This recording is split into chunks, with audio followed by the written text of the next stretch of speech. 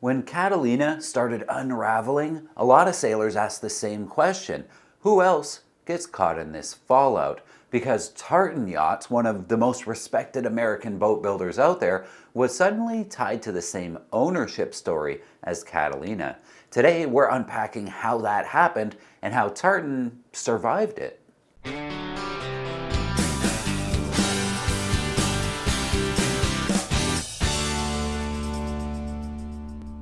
If you watched our Catalina episode and thought, wait, sailboat builders can actually wobble like this? Then today's video is the companion piece that you didn't know you needed, because Tartan Yachts isn't just a brand, it's one of those names that sailors say with a little bit of extra weight in their voice, like you're talking about a boat that already earned your respect before you even stepped aboard.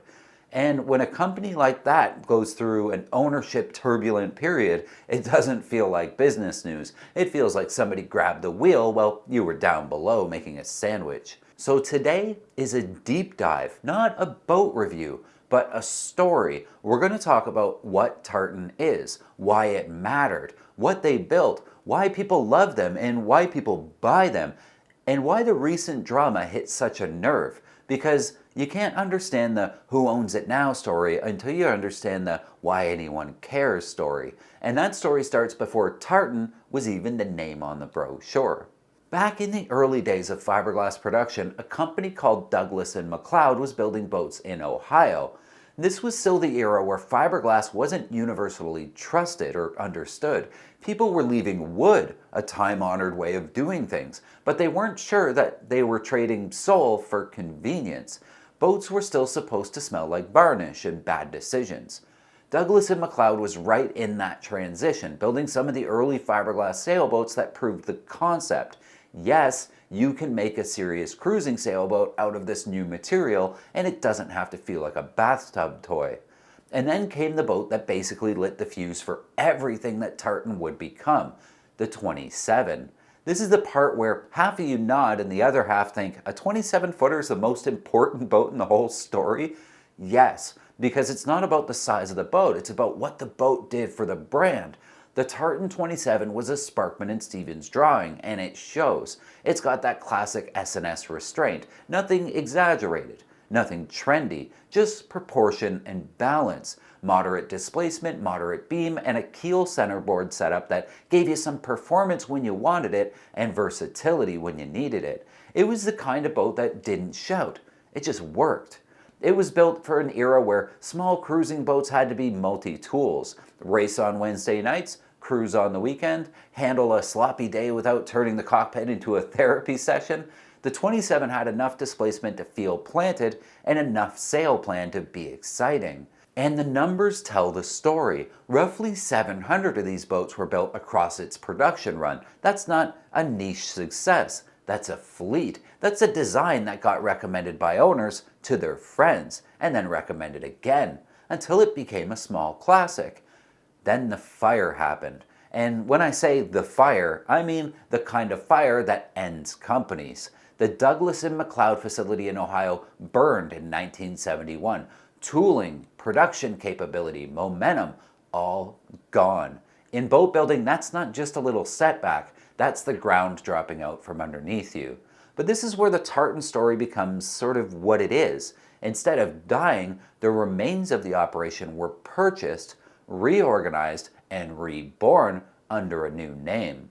We might be foreshadowing a little bit here. Charles Britton acquired what was left and founded Tartan Marine in 1971 in Painesville, Ohio, near Lake Erie. And the reason that matters is simple. Tartan is literally a company born out of a rebuild, risen from the ashes.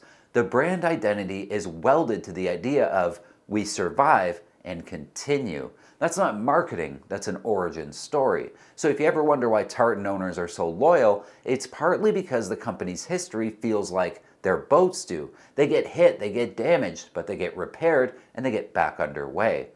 Now, the easiest mistake people make with Tartan is thinking it's just the old Great Lakes builder with some classic designs. Tartan didn't just coast on that nostalgia, they continued to develop. Over time, Tartan's reputation became this mix of conservative seamanship with modern materials. They leaned into better composites and epoxy construction, and eventually carbon spars through AMP. They tried to stay on the front edge of building technology while keeping the actual product philosophy very grounded in what made them who they are. Think of it as a classic offshore cruiser that quietly installs modern electronics and better rigging and better sails without turning it into a floating iPad store. Design continuity also mattered. Tim Jacket becomes a central figure in modern tartan, and if you follow the lineage of their performance cruising yachts, you see this consistent theme: boats that are meant to sail, not just sit at a dock looking expensive. And Tartan started winning awards for this. This wasn't just fanboy praise. Models like the 372 and others in that era built a reputation as fast, capable cruisers that could do lots of offshore work and still have manners around the buoys.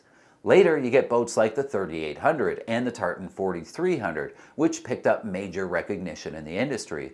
So Tartan's story becomes Great Lakes durability, Lake Erie can be a bear, design discipline, and the willingness to adopt high-tech construction when it genuinely improved the boat, not as a fashion statement. And then there's the detail that a lot of sailors miss. Tartan didn't only build tartans. In the late 90s, Tartan acquired the C&C brand and developed new C&C models under that banner. That's significant because it shows how serious they were about performance and identity. Tartan wasn't just building comfortable cruisers, they were also connected to one of the most iconic performance names in sailboat racing. So by the time you get into the 2000s and 2010s, Tartan is this unusual thing in American boat building, a legacy brand that still feels relevant and still feels premium in the way that sailors mean the word premium, not just the way marketing departments mean it. Now, here's the part where the story transitions from romance to reality. Boat building is a brutal business. It's high labor, extremely high material cost, long lead times, and customers who understandably expect perfection because they're spending house money on a boat. You can have a great order book and still get into trouble if cash flow and operations don't line up perfectly. A boat halfway through a build isn't revenue.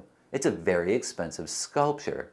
That's the background for what happens around 2020. Tartan's manufacturing operation faced financial strain and COVID all at the same time, and Seattle Yachts formed a subsidiary marine manufacturing group to acquire the assets of Tartan and Legacy and AMP operation. The reporting at the time framed it as a move to stabilize and continue building in Ohio, and for a while that's what it looked like. Continuity. Tartan would survive. Production. Keep the lights on. Keep the brand alive. So if you're a Tartan fan watching from the outside, you're thinking, okay, this is not ideal, but maybe it's stable. Then 2025 rolls in like a squall line. Michael Reardon, through Douglass Yachts, acquires Catalina and True North, and then later acquires Tartan and Freedom and AMP carbon spars. On paper, it reads like a consolidation play that could preserve American boat building through shared resources and centralized operations.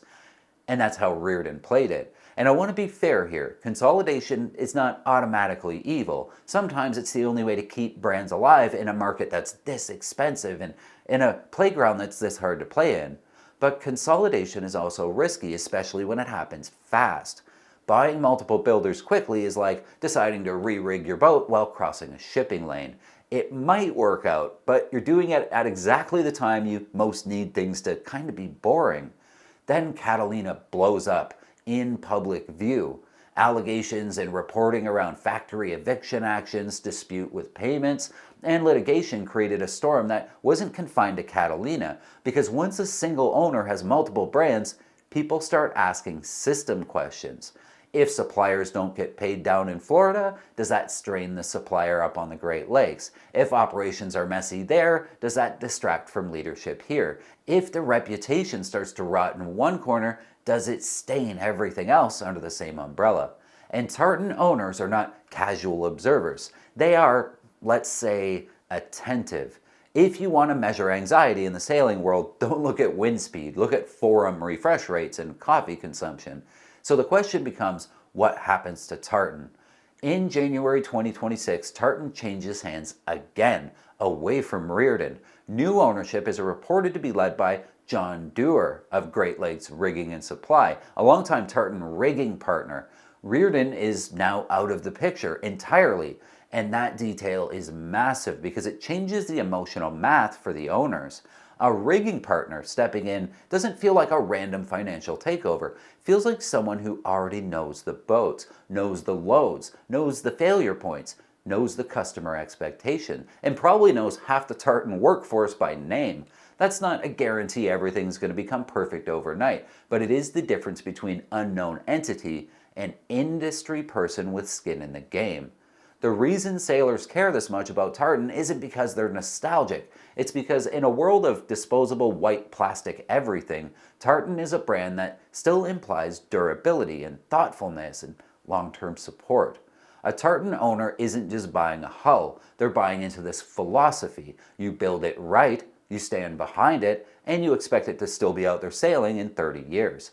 That's why the fire story matters. That's why the Tartan 27 is so important. That's why the awards matter, and the composites and the carbon spars and the technology matters. Because when a company like that wobbles, it doesn't just feel like the yacht industry is having a headline. It feels like a lighthouse blinking out.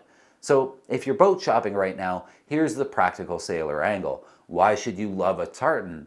Because they've historically built boats with a bias towards seamanship, not showroom gimmicks. Because they've embraced modern materials when it made the boat better, not just to be more expensive or flashy. Because the brand has a lineage of designs that sail well, hold value reasonably well, and keep owners loyal.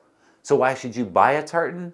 If you want a boat that feels like it was designed by someone who expects you to use it, not just post it on Instagram, you might want to look at these things. If you want a company history that says we've been knocked down and gotten back up a few times, which frankly is the only honest resume in boating. But as always, be smart. Ask questions about support and current operations. Look at specific model history. Know what you're buying and who stands behind it today. Because boats are dreams, but boat building is business. And business, like weather, doesn't care how much you love your boat. If you're a Tartan owner, drop a comment. Model, gear, the one thing about your boat that makes your boat better than anything else you've sailed. And if you've got a Tartan 27 story, I want to hear those too, because that boat is basically the family photo album of American fiberglass sailing. And if you like the Tartan story, you will love this story from Bert Vermeer. Old boats, new generations, the real value of our cruising life. A 40-year-old sailboat, 3 generations, and one unforgettable lesson. Old boats aren't investments, they're legacies. This was such a great read. I really enjoyed it. I'll leave a link in the description if you want to check it out. Don't forget to give this video a thumbs up. Really helps us out, but also it lets YouTube know that you like sailboat videos, so it'll show you more of them. How cool is that? Also, don't forget to hit subscribe so I can see you again next time.